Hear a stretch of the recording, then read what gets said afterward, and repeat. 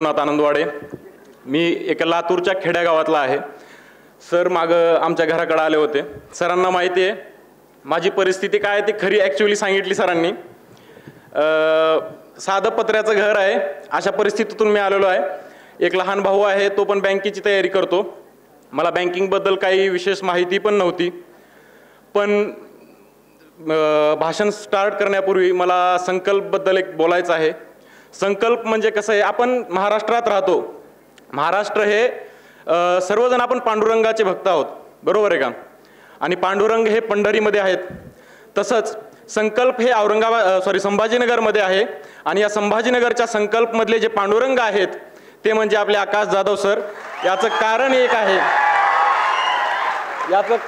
आहे, हे अतिशयोक्ती नाही बरं का। मी एक गावठी पोरगा आहे, त्याच्यामुळे शब्द वगैरे पकडू नका माझे।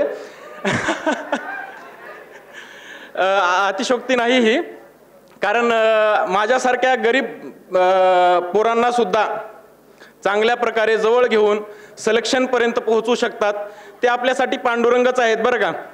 कारण आपल्याला काय हो, घरामध्ये आपल्याला जर जॉब नसेल, शेती किती आहे, मला 2-3 एकर शेती आहे।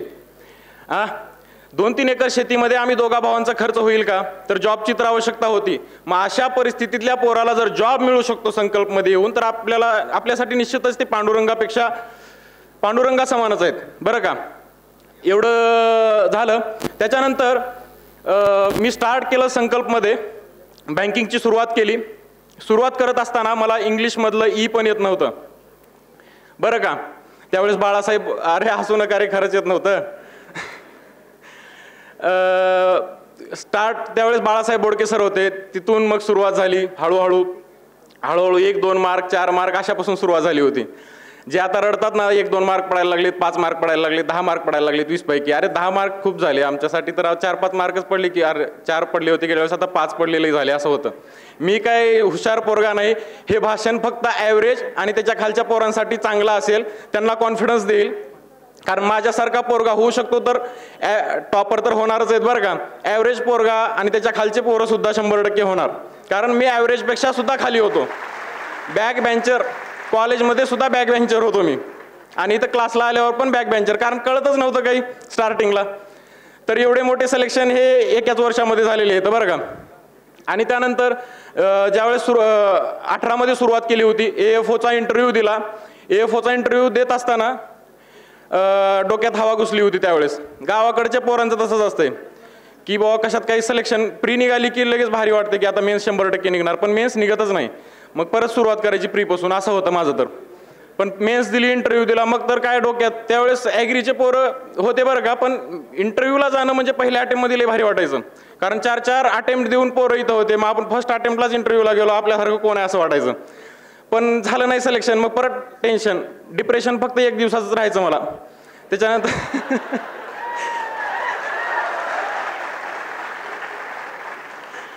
अरे मित्रच तसे होते माझे, टेन्शनच घेऊ देत नव्हते। आणि टेन्शन आलं की फिरायचं बिरायचं, मित्रांसोबत गप्पा मारायच्या, त्याच्यात टेन्शन गुल। दुसऱ्या दिवशीपासून परत सुरुवात अशी नाही की बाबा 10 तास 15 तास अभ्यास केलाय, फक्त 6 ते 7 तास अभ्यास केलेला होतो मी कंटिन्यू बरं का। कंटिन्यू म्हणजे कसं, आठवड्यातून 2-3 दिवस सुट्ट्या मारायच्या, आणि प्रत्येकजण मारतो बरं का। इथं कोणी येऊन जरी म्हणत असेल मी 24/7 अभ्यास करत होतो, तर कदाचित मला ते खोटं वाटेल।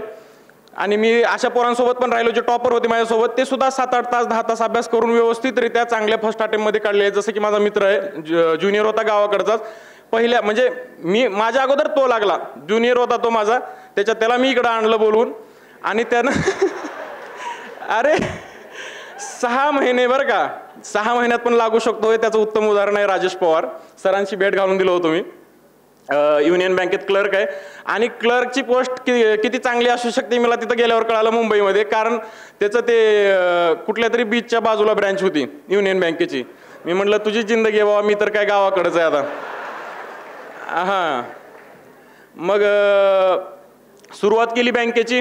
त्याच्यानंतर पहिल्या अटेम्प्टमध्ये तर गेला, माझे भरपूर सारे अटेम्प्ट दिले, एक अटेम्प्टवर एक अटेम्प्ट, फेल्युअर। मलाच कळलं आता होतो का नाही की। मग सरकडे जायचो मी। आता इथं कसं आहे माहिती आहे का, मॅथ्सचे एक मॅथ्स मॅजिशियन आहेत, बरं का, जे ॲक्च्युअली मॅजिशियन आहेत मॅथमधले, आणि दुसरे तर पांडुरंग आहेत मॅथमधले, त्याला चॅलेंज कोणच करू शकत नाही. माझं मॅथेमॅटिक्स, मी खेड्यागावातला आहे, खेड्यागावातल्या पोरांचं मॅथेमॅटिक्स हे असं जेमतेम असतंय, एवढं बी हाय नाही आणि काही येत नाही असं बी नाही बरं का. तर मग अशा लोकांपाशी राहून मी सारखं कधी मध्ये भेटायला जायचो, टेन्शन आलं की सरला भेटायचो. सर सांगायचे अरे टेन्शन बिन्शन काय घ्यायचं नाही, होऊन जाते तुझं सिलेक्शन 100%. कारण मॉक वगैरे द्यायचो मी, फक्त क्वांट आणि रिझनिंगमध्ये चांगले मार्क यायचे, आणि इंग्लिशमध्ये कधी कधी तर दाखवायचोच नाही मी इंग्लिशचं शिक्षण सरला घाबरून. मग पुन्हा ज्यावेळेस प्री निघाली माझी, प्रीचे मार्क आले, त्यावेळेस इंग्लिशलाच जास्ती मार्क आले होते. मग तेव्हा कॉन्फिडन्स आला की बाबा आपलं काहीतरी होऊ शकते प्री निघाले म्हणजे. मग अशा भरपूर साऱ्या जवळपास 19-20 दिल्या आम्ही परीक्षा, फेल झालो. त्याच्यानंतर 2021मध्ये, 20 तर काय लॉकडाऊनमध्येच गेलं, 2020 हे अख्खं गावाकडं मजामध्ये गेलं. खेड्यागावातला होतो, आई वडील पण एवढं टेन्शन देत नव्हती की बाबा तुला जॉब कसं काय लागत नाही म्हणून. त्यांना माहीत होतं आता काय आपणच कधी जॉब केलं नाही, काय नाही, स्वप्न त्यांचे काय बाबा लेकरू शिकावं, जॉब कुठंतरी आपल्यालाही माहीत होतं की प्रायव्हेटमध्ये तर करू शकतो आपण बरं का. मग घरचे म्हणायचे काय, कधी म्हणले बी नाहीत की कधी लागणार आहे जॉब, काय करणार आहेस तू. जायचो गावाकडे, 1 वर्ष मजा केली. 2021मध्ये आलो, माझे डोळे उघडले. मग मी म्हणलं बाबा आता करायचं आपल्याला, ह्या वर्षी तर लागलंच पाहिजे, नाहीतर काही खरं नाही आपल्याला, पोरगी बी कोण देत नाही, असं घरचे म्हणायचे रे, असं घरचे म्हणायचे. मग 2021मध्ये 100% देऊन 6 तास अभ्यास करायचो. म्हणजे 6 तास म्हणजे ॲव्हरेज सांगतोय मी, त्याच्यापेक्षा कमी असू शकते पण 6 तासाच्या वर नाही. मग तेवढा अभ्यास करायचो मी. अनिल नवतार असेल, बाळाभाऊ असतील आपले इथं, ते सिलेक्टेड कॅन्डिडेट आहेत बरं का, त्यांचे नावं सांगतोय. परत असे भरपूर आहेत, AFO आहेत माझे मित्र काही काही, त्यांच्यासोबत त्यांनाही माहीत होतं, ते माझ्या मागे लागायचे, अरे अभ्यास कर बाबा तू, अभ्यास कर. करतो सर म्हणायचं मी. मग आकाश सरनं एकदा बोलवून घेऊन 4-5 समजा चांगल्या प्रकारे बोलले, म्हणजे चांगलंच बोलले रे, बोलले. मग म्हटलं बाबा आपल्याला करायचं आहे. मग जुलैपासून थोडंफार चांगल्या प्रकारे करायला लागलो. मग RRB PO आणि क्लर्क ते सोबत होते ना, मग ती प्री दिली. मग प्री निघते, आपल्याला कसं एक कॉन्फिडन्स येते की बाबा ज्यावेळेस पेपर देतो आपण, त्याच्यानंतर बाहेर येतानाच आपल्याला एक कॉन्फिडन्स येऊन जाते की निघते आपलं. कोण कितीही काही अटेम्प्ट सांगू द्या, 80 पैकी 80 अटेम्प्ट करणाऱ्याचाही रिझल्ट राहू शकतो, आमच्यासारख्या ॲव्हरेज पोरांचा बी निघू शकतो बरं का. त्याच्यामुळे जास्ती लक्ष द्यायचं नाही, आपल्या अटेम्प्टवरतीच लक्ष द्यायचं, दुसऱ्यावरती लक्ष द्यायचं नाही.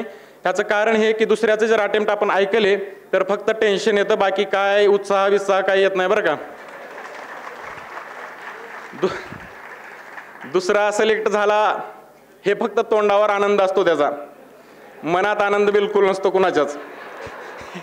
हे मला माहिती आहे. तुम्ही कितीही गोड बोला इथं की मला माझा मित्र सिलेक्ट झाला, असं झालं, मनात असं वाटतंच की बाबा हे सिलेक्ट झालं, व्हायला आपलं कसं काय राहिलं असं वाटतं, कारण वाटतंच. मग पेपर दिले, प्री निघाली, मेन्सचा अभ्यास सुरू केला. पहिलंच मेन्सचा अभ्यास होता, असं नाही की प्री निघाल्यावरच मेन्सला. मी काही पावसाळी बेंडूक नव्हतो, अभ्यास मेन्सचाच करायचो मी पहिल्यापासून. प्री निघत होत्या, पहिल्यापासूनच प्री निघत होत्या, फक्त मेन्स राहत होत्या. मग आपलं राहते काय तेच करायचं असतं असं मला वाटायचं. आकाश सर बी तेच म्हणतात पहिल्यापासूनच की बाबा हे का बघा, प्री आणि मेन्समध्ये किती दिवसाचा गॅप असते बाबा, 10-15 दिवसाचा मॅक्झिमम. SBI असलं तर अचानकच 4-5 दिवसात बी देऊ शकते SBI, तर एक 10 दिवसाचा गॅप असतंय. मग 10 दिवस आपण वर्षभर त्या प्रिलिमसाठी हे करतो, आणि ज्याच्यावर की सिलेक्शन आपलं तेवढ्या प्रमाणावर नव्हतं, म्हणजे प्री तर निघायलाच पाहिजे, पण जे आपलं सिलेक्शन असतं त्याच्यासाठी आपण फक्त 10 दिवस देतो, आणि ज्याच्यावरती तेवढं डिपेंड नाही सिलेक्शन आपलं, त्याच्यासाठी आपण वर्षच घालवून टाकतो, जे की तेवढं इम्पॉर्टंट नसतं. प्री सोबत मेन्सचा अभ्यास करणं अनिवार्य असलं पाहिजे आपल्यासाठी. म्हणजे हे जे वरी बसलेत ना, त्यांनी तर लक्षातच ठेवलं पाहिजे, जे फक्त प्रीचा अभ्यास करतात. म्हणजे तसं म्हणायचं नाही बाबा मी तिथंच बसतो तो, मी तसंच करतो तो, त्याच्यामुळे तो 2-3 वर्ष घातलीत ना. फक्त प्रीच करायची, हवा करायची. माझी प्री निघाली, काय करायची प्री, तर मेन्सचा अभ्यास करायचा प्री सोबत, जेणेकरून आपल्याला मेन्स देताना बरं का, मेन्स देताना टेन्शन येणार नाही. ज्यावेळेस सेक्शन सगळे संपतात का नाही, त्यावेळेस बाजूला डिस्कशन चालू असते. तर आणि आपल्यासारखे म्हणजे माझ्यासारखे फक्त बघते तर काय काय आता GAचा सेक्शन असला, कोणतरी डिस्कस करते, मला ही क्वेश्चन आला होता, ती क्वेश्चन आला होता, अरे ते तर ऑप्शनच नव्हतं. मी असा विचार करायचो, म्हणजे मी काहीतरी वेगळंच ऑप्शन मारलेलं राहायचो असं मग मला वाटायचं. होतं बऱ्यापैकी जणांना होत असेल. मग क्वांटचे वगैरे तिने काय तर काय क्वांटचे ते जे हे असतात का ऑप्शन, ते ऑप्शन कसे पाठ होतो ते मलाच कळत नव्हतं. मला बाहेर आल्याच्या नंतर पोरावाची क्वेश्चन ऐकून कळायचं की बाबा हे क्वेश्चन आले होते, ते क्वेश्चन आले होते, जीएचा हा क्वेश्चन आला होता. मग पुन्हा सर्च करायचं गुगलला की बाबा बरोबर आले का, थोडेफार बरोबर यायचे.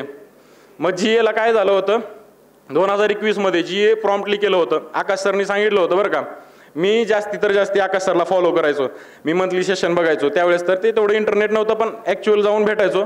सरांचं एवढंच म्हणणं असायचं की 100 सोर्सेस फॉलो करण्यापेक्षा चांगले सोर्स फक्त 2च फॉलो करायचे बरं का.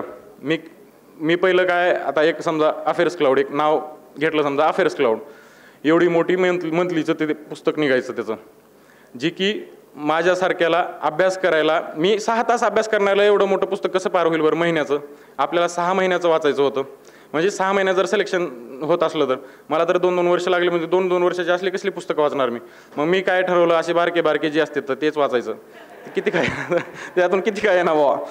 मग ते तेवढे वाचायचे. मग सरला म्हणायचं सर एखादा कोणता तरी व्हिडिओचा सोर्स सांगा.